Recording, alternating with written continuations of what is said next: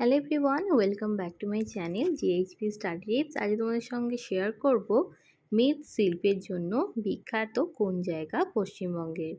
যারা আমার চ্যানেলে নতুন আছো অবশ্যই চ্যানেলটাকে সাবস্ক্রাইব করে দিও। চলো তাহলে শুরু করা যাক।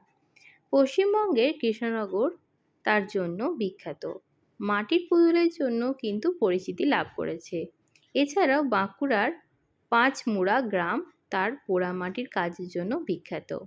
পশ্চিমবঙ্গের নদিয়া জেলার কৃষ্ণনগর শহর তার ঐতিহ্যবাহী মৃৎশিল্প, বিশেষ করে মাটির পুতুলের জন্য বিখ্যাত।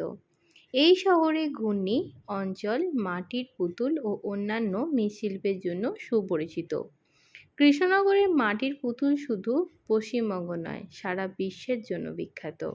অন্যদিকে বাঁকুড়া জেলার পাঁচমুড়া গ্রাম তার পোড়ামাটির কাজের জন্য কিন্তু সুপরিচিতি লাভ করেছে। এখানে কুমোরকাররা বিভিন্ন ধরনের পোড়ামাটির সামগ্রী তৈরি করে, যা এখানকার ঐতিহ্যবাহী মৃৎশিল্পের একটি অংশ।